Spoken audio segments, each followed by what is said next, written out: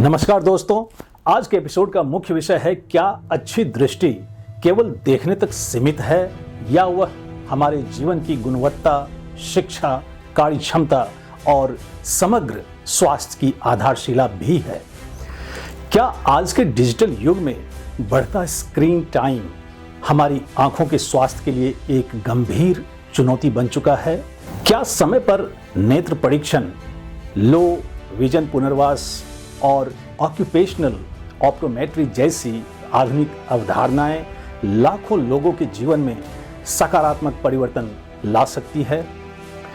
और सबसे महत्वपूर्ण प्रश्न, क्या भारत में ऑप्टोमेट्री और विजन साइंस का भविष्य वैश्विक स्तर पर नई ऊंचाइयों को छूने की क्षमता रखता है? इन्हीं महत्वपूर्ण प्रश्नों को ध्यान में रखते हुए आज हमने लाइफ एक्सप्रेस में एक ऐसे विशेषज्ञ को आमंत्रित किया है जिन्होंने पिछले 2 दशकों से नेत्र स्वास्थ्य, ऑप्टोमेट्री शिक्षा, शोध और अकादमिक नेतृत्व के क्षेत्र में उल्लेखनीय योगदान दिया है। आज वे हमें बताएंगे कि कैसे बेहतर दृष्टि केवल आंखों का विषय नहीं बल्कि बेहतर जीवन, बेहतर शिक्षा और बेहतर भविष्य का आधार है। लेकिन उन सभी चर्चाओं से पहले मैं आज के हमारे विशिष्ट अतिथि का एक संक्षिप्त परिचय प्रस्तुत करना चाहूँगा। हमारे आज के विशिष्ट अतिथि हैं डॉक्टर गौरव कुमार भारद्वाज। डॉक्टर भारद्वाज का जन्म 22 अप्रैल 1979 को उत्तराखंड के कालागढ़ पौड़ी गढ़वाल में हुआ। डॉक्टर गौरव वर्तमान में Amity medical school, Amity university Haryana में ऑप्टोमेट्री एवं विजन साइंस विभाग के अध्यक्ष, हेड ऑफ डिपार्टमेंट हैं। यदि हम उनके शैक्षणिक जीवन पर दृष्टि डालें तो पाते हैं कि उन्होंने ऑप्टोमेट्री एवं विजन साइंस में पीएचडी, एमबीए, हॉस्पिटल मैनेजमेंट तथा मास्टर ऑफ ऑप्टोमेट्री जैसी उच्च शिक्षाएं प्राप्त की है। नेत्र विज्ञान, ऑप्टोमेट्री शिक्षा, लो विजन पुनर्वास तथा कॉन्टैक्ट लेंस विशेषज्ञता के क्षेत्र में अपने व्यापक अध्ययन, शोध एवं व्यावहारिक अनुभव के बल पर उन्होंने ऑप्टोमेट्री के क्षेत्र में अपनी एक अलग पहचान स्थापित की है और आज वे देश भर में एक प्रतिष्ठित शिक्षाविद, शोधकर्ता और क्लिनिकल विशेषज्ञ के रूप में जाने जाते हैं। In his illustrious professional career of 2 decades, Dr. Gaurav has held several dignified positions like senior lecturer at Nagar School of Optometry, Ahmedabad, principal of the Optic Institute of Health Sciences, New Delhi, consultant optometrist, member of the Ophthalmic Science Professional Council, Ministry of Health and Family Welfare, Government of India, President of the Optometric Society and the General Secretary of the Indian Optometry Federation, publishing more than 20 research papers and delivering several keynote addresses at national and international conferences. Dr. Gaurav has written several books like Low Vision Evaluation, a practical guide for optometrists, textbook of occupational optometry, simplified binocular vision practice, and many more. These books are widely regarded as valuable resources in optometry education. And to know more about Dr. Bhardwaj and optometry or eye care health, I shall take you straight to him. So please join me in welcoming an outstanding researcher and influential leader with unwavering commitment to eye health, one and only doctor Gaurav Kumar Bhardwaj.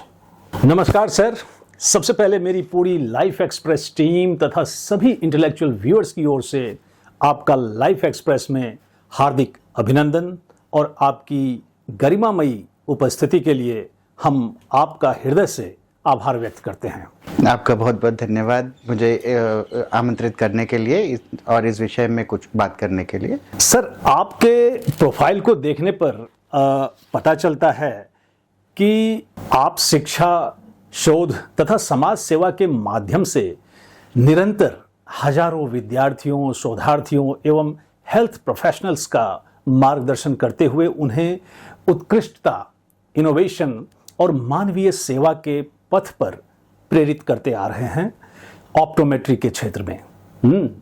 और उसी के मद्देनजर आज की चर्चा को शुरू करते हुए सबसे पहले हम आपका ध्यान इस बात की ओर खींचना चाहेंगे कि भारत में लाखों लोग ऐसे हैं जिनकी दृष्टि केवल इसलिए प्रभावित होती है क्योंकि समय पर उनका आई टेस्ट या आई एग्जामिनेशन नहीं हो पाता। आपकी दृष्टि में भारत की सबसे बड़ी चुनौती क्या है?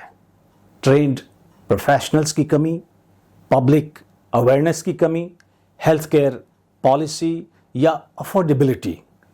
यदि आपको राष्ट्रीय स्तर पर केवल 3 बड़े सुधार लागू करने का अवसर मिले तो आप किन सुधारों को प्राथमिकता देंगे और क्यों?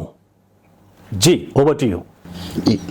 सर, अभी अगर हम देखते हैं तो जो एपिडेमोलॉजिकल डाटा अवेलेबल है उसके हिसाब से करीब 70 million people are there in India which are visually impaired, and majority of them can be treated properly if they are given a proper treatment, तो उनको हम treat कर सकते हैं। and the major cause of preventable blindness is cataract and uncorrected refractive error, and glaucoma is also one of the reason, but major is cataract and uncorrected refractive error, जिसकी वजह से cataract का programme तो national programme of preventable blindness run हो रहा है, cataract services चल रहे हैं मैक्सिमम हॉस्पिटल्स में, but uncorrected refractive error is a area where we have a lack of optometry professionals or optometrists in the country, where we have a population of 1.5 billion and available human resource is very less. We have only 38 to 40,000 ophthalmologists available and requirement is much more, and on a single ophthalmologist load is around 10 million people,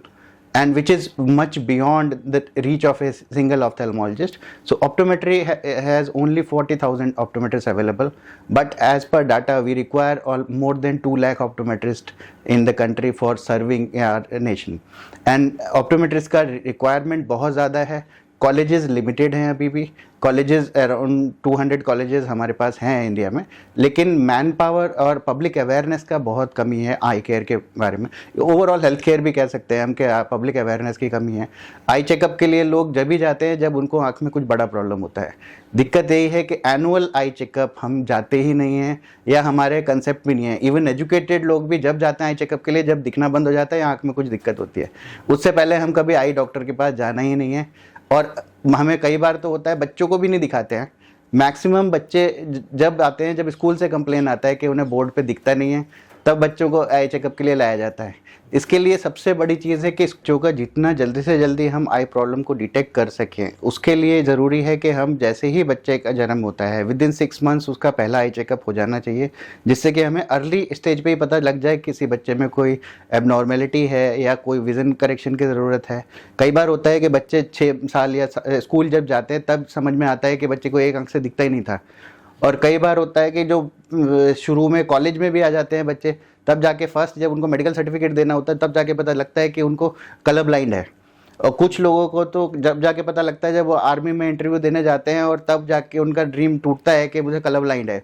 तो ऐसा नहीं हो, जल्दी से जल्दी जब checkup हो जाए तो बच्चे को ये भी पता हो कि मैं अगर कलर डिफिशियंसी है भी उसको, तो वो ऐसे प्रोफेशन में ट्राई नहीं करे जहाँ पे रिक्वायरमेंट ज़्यादा है। तो उसका करियर पाथ भी डिसाइड करने में बहुत इंपॉर्टेंट रहेगा अगर हम शुरू में ही आई चेकअप कर लें और बच्चे को उसकी ऑक्यूलर कंडीशन पता होगी। और ये बहुत ज़रूरी है, क्योंकि अभी भी होता है कि हमारी आई चेकअप हमारी प्रायोरिटी नहीं है मैक्सिमम फैमिलीज़ की भारत में। और जो बड़े लोग भी हैं उनको जब तक लगता है कि मेरे को दिखता है ठीक से, तब तक काम चलाते रहते हैं। रीडिंग ग्लासेस पहनते नहीं है चश्मे का नंबर उनको पता लग जाता है फिर भी नहीं पहनते।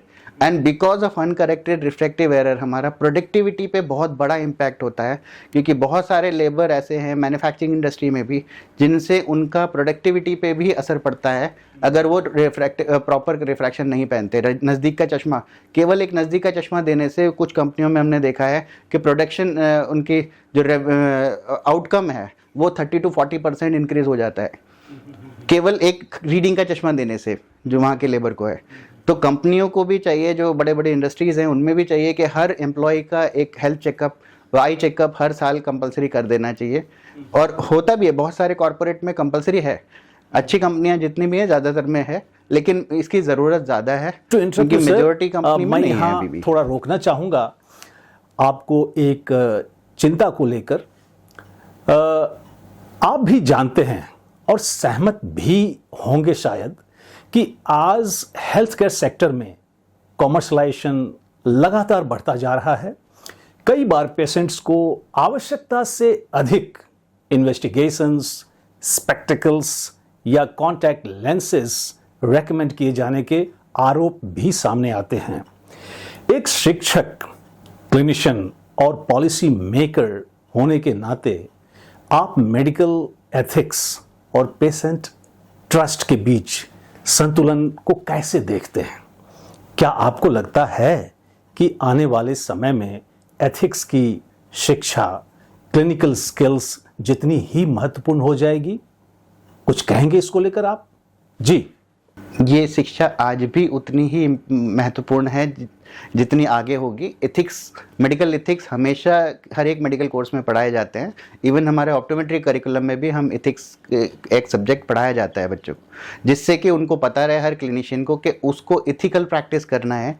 They should not be indulge in unnecessary prescribing things. ऐसा नहीं है कि किसी पेशेंट को किसी चश्मे का ज़रूरत नहीं है, ज़बरदस्ती चश्मा दिया जा रहा है या ज़बरदस्ती की कोई थेरेपी दी जा रही है, ट्रीटमेंट दिए जा रहे हैं।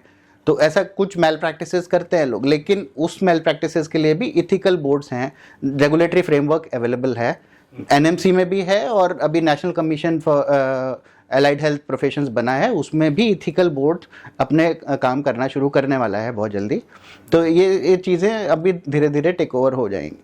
बहुत अच्छा। With that we shall move to the next question. और अगले प्रश्न में हम आपसे जानना चाहेंगे और समझना भी चाहेंगे कि आज जब आर्टिफिशियल इंटेलिजेंस या एआई तेजी से ऑप्टोमेट्री या आई एजुकेशन में प्रवेश कर रही है और रेटिनल डिजीजेस डिटेक्ट कर रही है और विजन स्क्रीनिंग भी कर रही है, ऐसे में आपका क्या मानना है? क्या आने वाले समय में एआई ऑप्टोमेट्रिसिस्ट्स की भूमिका को कम कर देगी या एक सक्षम ऑप्टोमेट्रिस्ट की क्लिनिकल जजमेंट और पेशेंट काउंसलिंग की आवश्यकता हमेशा बनी रहेगी? जी। एआई हर फील्ड में आ रहा है। AI is working very well in case of diagnostics. If we see, अभी एआई ऑलरेडी अवेलेबल है बहुत सारे इमेजिंग डिवाइसेस में। उससे हमें सेकंड ओपिनियन का ज़्यादा ज़रूरत नहीं पड़ता है, बट एक क्वालिफाइड क्लिनिशियन की ज़रूरत हमेशा रहेगी। ये जितने भी एआई बेस्ड टूल्स आ रहे हैं, they are better in helping clinician to reach to the final diagnosis better way. They are not substitute of any good doctor और गुड क्लिनिशियन। तो जो भी एआई बेस्ड टूल्स आ रहे हैं, अभी आ रहे हैं और अभी और आगे फ्यूचर में और ज़्यादा आने वाले हैं, और क्योंकि रिसर्चेस बहुत ज़्यादा एआई बेस्ड डायग्नोस्टिक टूल्स पे हो रहा है, तो जो भी फाइंडिंग्स हमें आ रहा है, एक टाइम था जब क्लिनिशियन के पास लिमिटेड रिसोर्सेज थे and we have to send our clinical data for second opinion and verification. अभी एआई टूल आने की वजह से second opinion is become very easy, लेकिन ये सब किसी भी क्लिनिकल एडवाइस का सब्स्टिट्यूट नहीं हो सकता है। आज भी देखा जा रहा है कि बहुत सारे लोग चैट जीपीटी से या जेमिनी से या अलग अलग एआई टूल से अपने सिम्टम्स डाल के डायग्नोसिस पूछ के ट्रीटमेंट लेना शुरू कर दिया है कुछ लोगों ने। That is not correct. आपको अगर कोई भी प्रॉब्लम है तो AI is not substitute of any medical advice. Ideally you have to go to a clinician, उसका जो क्लिनिकल डिसीजन है based on your condition, your exam clinical findings, तभी आपको ट्रीटमेंट प्रॉपर मिल सकता है। एआई केवल अभी लर्निंग स्टेज में है, उसको पूरा ट्रीटमेंट नहीं मान सकते। तो कई बार ऐसा भी होता है कि एआई से देख के लोगों ने ट्रीटमेंट ले लिया और वो उल्टा हो गया, तो उसको ठीक करने के लिए ज़्यादा टाइम लगता है, जो कि पहले अगर वो पहुंच जाते तो कम टाइम में ठीक हो जाते। तो एआई का यूज़ कैसे करना है वो इम्पॉर्टेंट है। क्लिनिशियंस भी यूज़ करते हैं एआई को अभी एज ए सेकेंड ओपिनियन। अगर कोई डाउट में है तो एआई से वो अपना ओपिनियन ले सकते हैं। ये डायग्नोस्टिक में एडेड टूल है जो कि इजीली, और नाउ जो हमारा इमेजिंग टूल्स और डायग्नोस्टिक टूल्स बढ़ रहे हैं, उससे हमारा रिकॉर्डिंग ईजी हो गया है। एक टाइम था जब फंडस कैमरा नहीं थे हमारे पास, तो केवल हमें ऑफ्थल्मोस्कोप से रेटिना देख के डिसीजन लेके ही ट्रीटमेंट शुरू करने पड़ते थे, जो रेटिना स्पेशलिस्ट को भी। और अभी हमारे पास है कि हम इमेज लेके उस इमेज को एक रेटिना स्पेशलिस्ट को भेज के उनसे सेकेंड ओपिनियन ईजिली ले सकते हैं। तो दैट टेक्नोलॉजी हैज़ इम्प्रूव्ड। और अभी जो हमारे पास टेक्नोलॉजी है उससे हम इंडिया में या इंडिया के बाहर कहीं भी कोई मेट्रो सिटीज़ में किसी भी अपने सीनियर के पास भेज के हम ओपिनियन ले सकते हैं, जो पहले पॉसिबल नहीं था। Very thoughtful of you, sir. With that, we shall narrow down our concern to curriculum. जैसा मैंने आपके प्रोफाइल में देखा कि आपने करिकुलम डिज़ाइन से लेकर रिसर्च, टीचिंग और क्लिनिकल प्रैक्टिस तक हर क्षेत्र में कार्य किया है। आज अक्सर यह कहा जाता है कि यूनिवर्सिटीज़ में पढ़ाया जाने वाला ज्ञान और इंडस्ट्री की वास्तविक आवश्यकताओं के बीच एक बड़ा गैप है। क्या आप मानते हैं कि ऑप्टोमेट्री एजुकेशन को पूरी तरह रीडिज़ाइन करने की आवश्यकता है? यदि हाँ, तो आने वाले 10 वर्षों के लिए आपका आदर्श करिकुलम कैसा होगा? जी, over to you. Sir, optometry curriculum हमने अभी ही रीडिज़ाइन किया है, जो 2023 में 5 ईयर करिकुलम इम्प्लीमेंट जो मिनिस्ट्री ऑफ हेल्थ से नेशनल कमीशन ने अभी अप्रूव किया है, that is competency based curriculum. पहले प्रॉब्लम यही था कि इंडस्ट्री को जो चाहिए था वो एकेडमिक्स में नहीं पढ़ाते थे, एकेडमिक्स को जो पढ़ाते थे वो इंडस्ट्री में काम नहीं आता था। लेकिन अभी जो करिकुलम हमने 5 ईयर, अभी from this year onwards 2026 onwards, optometry is a 5 year programme, 4 year of complete training or academics, and 1 year is internship, and that is having all theoretical and practical knowledge also. All competencies are defined, very well defined, so every student has to attain those competencies to become a proper optometrist, to qualified optometrist. And at the end of this 5 year, he has to appear in an exit exam, which will make sure that a student is having all the competencies to treat patients properly with the skill which is required by an optometrist for practicing. That is there, and that is already there with Ministry of Health. The curriculum is already out, and that is properly competency based curriculum, so where we have make sure that all competencies are there, so our student can work is at par with any optometrist in the world. So that curriculum is at par. If you go to US optometrist or UK optometrist or our optometrist which will be passing out through our curriculum, they are at par. So they have to just go there and write a license exam, and they can practice anywhere in the world. सर, ये जो आप मतलब आपने अभी कहा our curriculum, That is Indian curriculum. यहाँ एक मेरी जिज्ञासा है ये जानने की, अभी जैसे CUET का रिजल्ट आया है और सभी छात्रों के सामने एक बहुत ही बड़ा प्रश्न है कि किस करियर को चूज करूं या फॉलो करूं to become more future ready, because the career flights that our students are taking today will not necessarily land them at the right airport after 5 or 10 years. ऐसे में प्रेजेंट कोर्सेज या करिकुला का क्या relevance रह जाएगा? मतलब छात्र काफ़ी कंफ्यूज्ड हैं कि कौन सा करियर उन्हें चुनना चाहिए, और उसी में एक ऑप्टोमेट्री भी एक विकल्प बन के सामने आता है। इसलिए हम थोड़ा चाहेंगे कि थोड़ा इस बात पे भी आप प्रकाश डालें कि ऑप्टोमेट्री में करियर बनाने के लिए किस तरह के इंस्टीट्यूशंस का चुनाव करें। जी, ठीक है sir. For becoming an optometrist, anyone has to do bachelor of optometry. That is a 5-year program, and that is after 10+2. Anyone who has done 10+2 science, PCB or PCM with 50% of marks, he can apply for optometry admission. And at present there is no entrance which is at a national level, but in future we may have a national entrance like NEET is there already. So for allied health there may be a separate entrance, but now admissions are at present, most of the universities are having their own entrance exam. And when a student is going to pass through this career, this is also a very rewarding career. Like he can practice on his own after passing out. He can work in any eye hospitals, where he will be examining patients, he will be doing all the diagnostics, he will be delivering contact lenses to the patient, he will be giving prescription for the glasses, he will be handling all eyewears, he will be handling all diagnostics, which is an ocular diagnostics. He will be doing therapies like vision therapies are there, which we prescribe for various conditions, like when both eyes don't work together.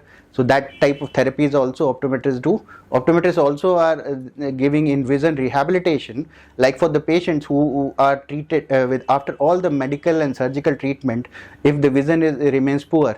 So optometrists try out certain other devices, we try out to help those people to improve their quality of life, so they can live a better life, and that is part of specialty of optometry. So it is a rewarding career. At present condition is like this, in my department if I see all the students which are doing their internship, they are all absorbed by the same hospital where they have done the internship. None of them is free now, even though they have not cleared till now. They are in the final year. Department means Amity University. Amity University, Haryana. Right. And Amity University, Haryana, if someone is doing Bachelor of Optometry, he has an added advantage that we have additional foreign language and communication skills and behavioral science subject which is added. So that is going to create personality of the candidate much better than any other university in the world. So that is the advantage of Amity University, Haryana. So any student who wish to do optometry, he should come to Amity University. Sir, आपको जितना सुनूं उतना ही और सुनने का मन करता है, लेकिन समय की थोड़ी मर्यादा है, इसलिए अब हम सत्र के अंतिम प्रश्न की ओर बढ़ेंगे और चलते चलते हम आपसे आग्रह करेंगे कि आप बडिंग ऑप्टोमेट्रिस्ट के लिए 3 करियर ओरिएंटेड सुझाव दें, ताकि वे एक आदर्श व सफल ऑप्टोमेट्रिस्ट बन सके। और दूसरा आग्रह आपसे यह है कि आप हमारे दर्शकों के लिए एक छोटा सा शांति संदेश दें, ताकि हम एक बेहतर समाज का निर्माण कर सकें। जी। For budding optometrist, I would like to say that every optometrist should think of patient first. So whoever is coming to you for the care and for the treatment, you have to think welfare of the patient, and you will automatically get your professional gain and all the other things.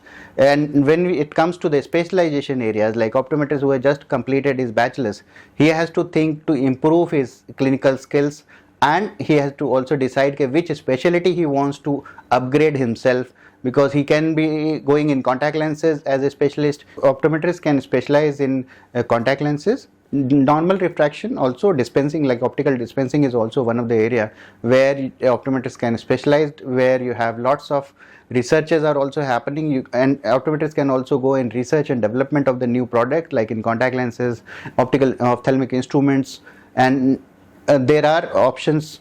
And if we say the career options for a fresh graduates in optometry, you can work in a hospital as an optometrist. You can work in multinational companies which are manufacturing contact lenses, which are manufacturing spectacle lenses. You can also work in the companies where you can train other optometrists, like there are many retail chains like Lenskart, Titan Eye Plus, GKB Opticals. So every big optical retail chain is requiring one optometrist in their clinics for examining patients. So and their optometrist career growth is like you can go in management of the company, where you have to take care of the region and all the optometrists working there. So that is also career growth. There are options for working as your own practice. So in your own practice, you are your own boss. You can provide the services, all optometry services you can provide on your own. So those are the career options.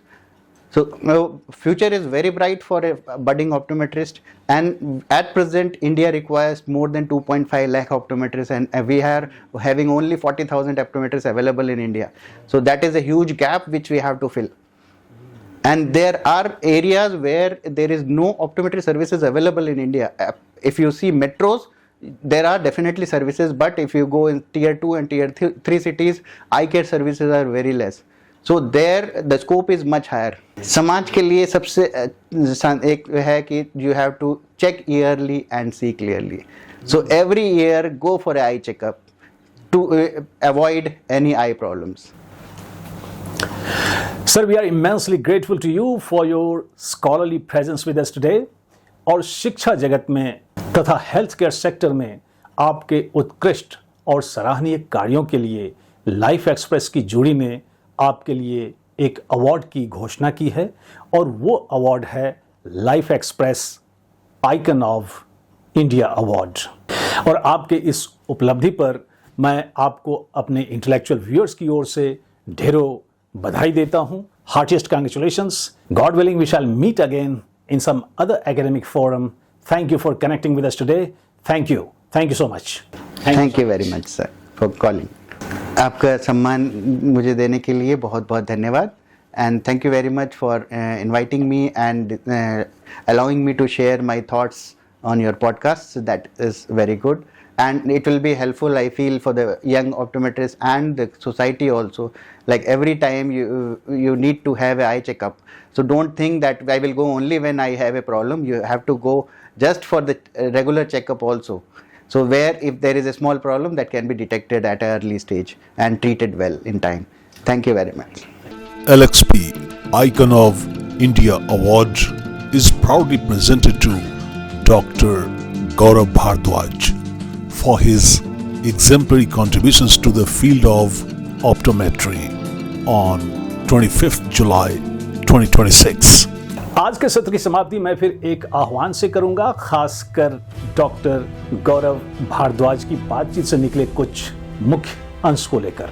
सबसे पहले उन्होंने यह स्पष्ट किया कि भारत में दृष्टिबाधिता का एक बड़ा कारण समय पर आई एग्जामिनेशन ना होना और ट्रेंड ऑप्टोमेट्रिस्ट्स की कमी है। उन्होंने हर व्यक्ति के लिए वर्ष में कम से कम एक बार आई चेकअप और बच्चों के जन्म के 6 महीने के अंदर पहला आई एग्जामिनेशन कराने की महत्ता पर जोर दिया। इसके साथ ही उन्होंने बताया कि सिर्फ सही नज़र सुधार से न केवल व्यक्ति की जीवन की गुणवत्ता बढ़ती है, बल्कि उसकी प्रोडक्टिविटी भी काफ़ी बढ़ सकती है। उन्होंने मेडिकल एथिक्स को क्लिनिकल स्किल्स के बराबर महत्वपूर्ण बताते हुए कहा कि हर हेल्थ केयर प्रोफेशनल का पहला कर्तव्य पेशेंट के हित को प्राथमिकता देना होना चाहिए। आर्टिफिशियल इंटेलिजेंस के संदर्भ में डॉक्टर भारद्वाज ने स्पष्ट किया कि एआई डायग्नोसिस में एक शक्तिशाली सहायक टूल है, लेकिन यह कभी भी एक क्वालिफाइड क्लिनिशियन की या क्लिनिकल जजमेंट और पेशेंट काउंसलिंग का स्थान नहीं ले सकता। ऑप्टोमेट्री एजुकेशन और करियर पर बात करते हुए उन्होंने नए competency based 5-year curriculum, industry ready training और भारत में ऑप्टोमेट्रिस्ट्स की बढ़ती डिमांड को एक सुनहरे अवसर के रूप में रखा।